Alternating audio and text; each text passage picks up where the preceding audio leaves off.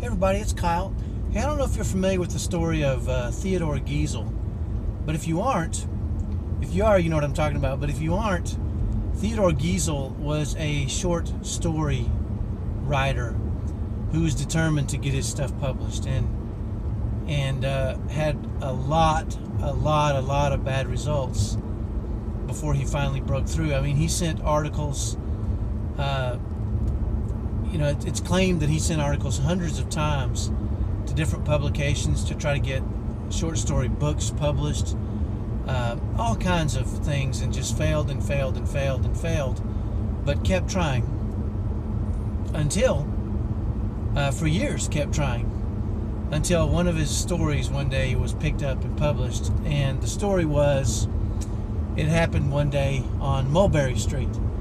And if you recognize the title of that, then you know that Theodore Geisel was Dr. Seuss, who happens to be one of my favorite authors of all time. Not only are his stories uplifting and happy, but they're funny too.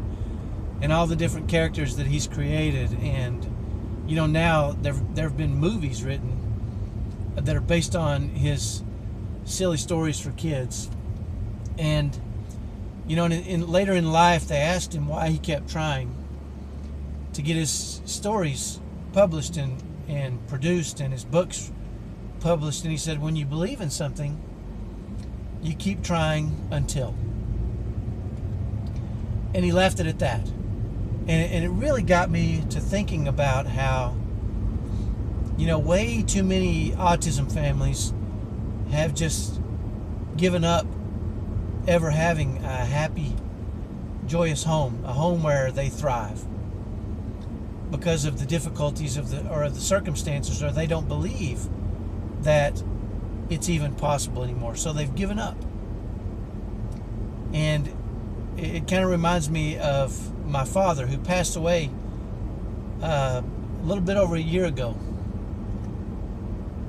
who impacted the lives of hundreds, if not thousands, of people with his buoyancy and happiness and joy and his zest for life. And what you don't know about him possibly is that he was a get-rich-quick guy who never got rich. And after years of trying this, and after having a little bit of success myself, and watching him go through these get-rich-quick schemes that never worked out, I asked him, Dad, don't you ever get tired or just want to quit these get-rich-quick schemes? And he said, what's the worst that can happen? I can die trying? And at first I was confused and frustrated by that answer.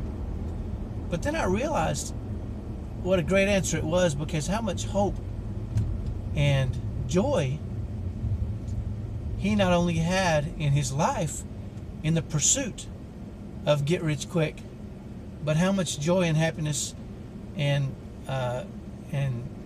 life he pumped into other people as he went about his business. And I will tell you this, his funeral was a celebration. We all hear about those kind of things, but this really was. The church was packed. It was so packed they had to open doors and allow people a standing room to be there because of the lives that he touched.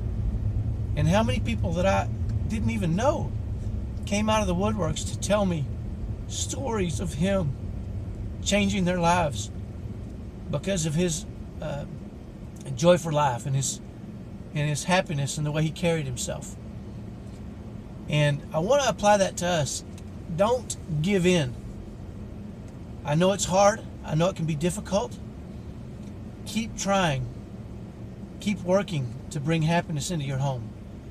You need that. Your families need that. We need happiness and joy in our home, even as we thrive in the chaos of raising these kids on the spectrum. If you don't know what to do, go watch the videos below.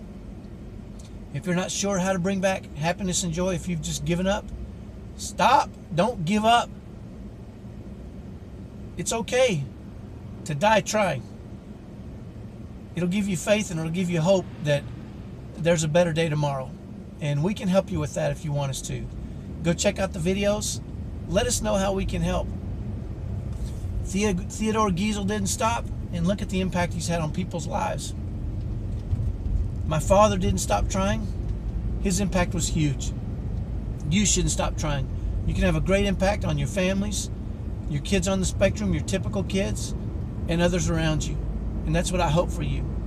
So if you want help, go watch the videos. Go watch the videos anyway. Let me know how I can help. Have a great day. I'll talk to you next time. Bye-bye.